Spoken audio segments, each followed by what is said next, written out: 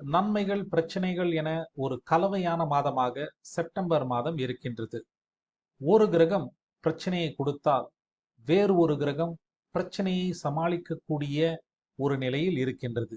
அதனால் ஏதோ ஒரு விதத்தில் உங்களுக்கு உதவி கிடைக்கும், திறமை வெளிப்படும், பிரச்சனைகளை சமாளிப்பீர்கள். இப்படித்தான் செப்டம்பர் மாதம் இருக்கின்றது.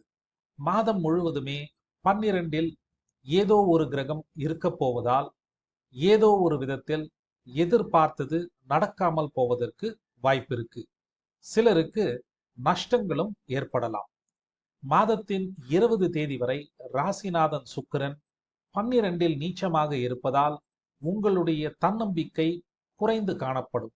உங்களை இரிட்டேட் செய்யும் விதமான விஷயங்களும் நடக்கலாம். கலைத்துறை, ஃபேஷன், சினிமா போன்ற துறைகளில் நீங்கள் வேலை செய்தால் 20 தேதி வரை பிரச்சனைகள் அதிகம் இருப்பதைப் போல் உணர்வீர்கள்.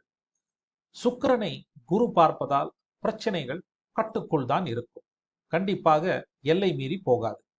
மாதத்தின் 2வது பகுதியில், அதாவது 15 தேதிக்கு பிறகு சூரியன் லாபத்திலிருந்து 11ஆம் வீட்டிலிருந்து விரயஸ்தானமான 12ஆம் இடம், விரயம்னா நஷ்டம், ஓகே, அத்தகைய 12ஆம் வீட்டில் சூரியன் இருக்க போவதால் தந்தை, அரசு, மேலதிகாரி சார்ந்த விஷயங்களில் பிரச்சனைகள் எழலாம்.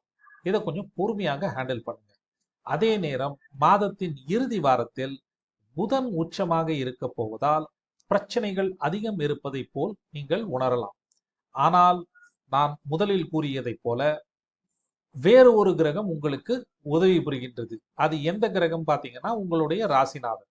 20 தேதிக்கு பிறகு புதனும் சூரியனும் பிரச்சனை கொடுக்கக்கூடிய ஒரு நிலையில் இருக்கின்றார்கள். அந்த நேரத்தில் ராசிநாதன் ராசிக்கு வந்து ஆட்சி என்னும் நிலையில் வலுவாக இருக்க போவதால் புதனால் ஏற்படக்கூடிய பிரச்சனைகளை உங்களால் சமாளிக்க முடியும்.